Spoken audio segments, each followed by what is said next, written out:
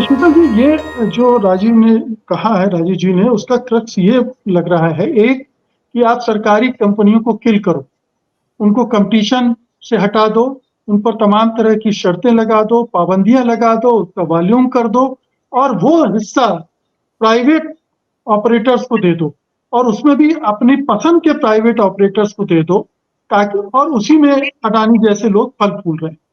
आपकी टिप्पणी। चूंकि सरकारी वाला हिस्सा मित्र ने बता दिया सारा, लगभग उनमें से ही कुछ बातें मैं रिपीट करता। मैं अब आता हूं कि इन्होंने जो प्राइवेट पोर्ट हैं उनमें कैसे दूसरों को किया। एक उदाहरण लेते हैं गंगावरम पोर्ट का। ये वाइजैग में है। गंगावरम पोर्ट जो है राजूज है कुछ उन लोगों का था। ये लोग जो है 2015 में इसको पहले खरीदने की बात आई। इसमें करीब 10.5% आंध्रा सरकार का, 31.5% एक कंपनी है, उसका मैं नाम स्लिप कर रहा हूँ उसका, और करीब 55-56% जो है ये बाकी राजू परिवार का था और उनकी मेजॉरिटी थी उसमें और उनका कंट्रोल था। सत्यम इसका सौदा कंप्यूटर्स हुआ वाले। जी, सत्यम कंप्यूटर्स वाले राजू। जी। नहीं नहीं, सत्यम कंप्यूटर वाले नहीं, ये दूसरे राजू। अच्छा, ये अन्य है, दूसरे। तो खैर, इन्होंने 15 में इसको ऑफर आया, वो जो 31.5% शेयर था जो एक कंपनी के पास है, पास था, है नहीं, वो आया करीब 7,25,000 करोड़ का वैल्यूएशन हुआ उस समय। तो उसमें 7,25,000 करोड़ का आया गंगावरम का 2015 में। बहुत ध्यान से आंकड़े सुनने वाले।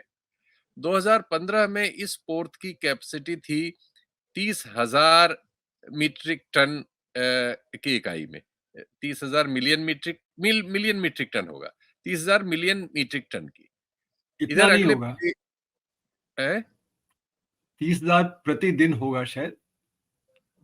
तो प्रतिदिन होगा। मिलियन मीट्रिक टन है इसकी यूनिट एक, मतलब 30,000 थी। अब मैं एग्जैक्ट वो भी पढ़ के बता दूंगा मुझे। पर डे होगा 30,000 मिलियन नहीं हो सकता, वो तो बहुत ज्यादा है। बहुत ज्यादा है। तो 30,000 मीट्रिक टन रहा होगा पर डे। और ये मतलब मेरा कहना ये है कि 19 में ये बढ़ के डबल हो गई, 60,000 हो गई उसकी कैपेसिटी।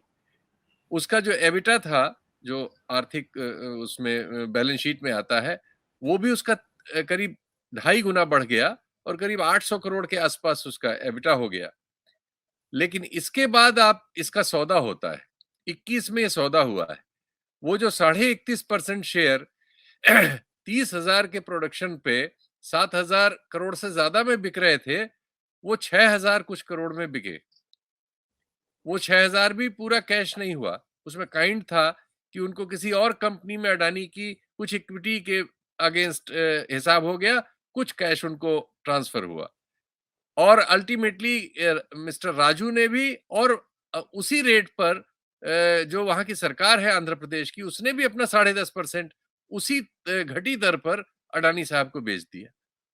अब आप समझ सकते हैं कि एकाएक एक हृदय परिवर्तन व्यवसाय में इन व्यावसायिक लोगों का अपने माल के लिए कैसे हो गया कि जब पोर्ट की कैपेसिटी डबल हो गई, उसका एबिटा 2.5 गुना बेहतर हो गया, तब उसका दाम जो है, जो दाम आज से 7 साल पहले 6 साल पहले उसे मिल रहा था, उससे 1-1.5 हजार करोड़ कम हो गया और वो भी काइंड में ज्यादा चला गया, कैश में कम हो गया। इस तरह से सौदे हुए हैं। जैसे बंबई एयरपोर्ट के बारे में खबरें आती रही हैं, लगभग राजू वैसा पे ही रेड भी पड़ी है। राजू पे रेड भी पड़ी है, ईडी की शायद हाँ, इन रेड भी सब पड़ी लोगों है। पर ये सब में एक कहानी ये भी आती है कि सब में किसी न किसी किस्म की हमारी टैक्स एजेंसियों की रेड वगैरह पड़ती है। तो ये जो तरीका है, अब इस तरीके से अगर कोई सरकार किसी उद्योगपति को या किसी बिजनेसमैन को हेल्प करने लगे, जैसा रूस में होता रहा है। रूस में जो अभी का है, उसमें ओलिगार्क कहलाते हैं, तो वो उनके होते हैं कुछ 5-10 लोग, तो जो दूसरे लोग काम कर रहे होते हैं उनको जेलों वोलों में डाल देते हैं वो।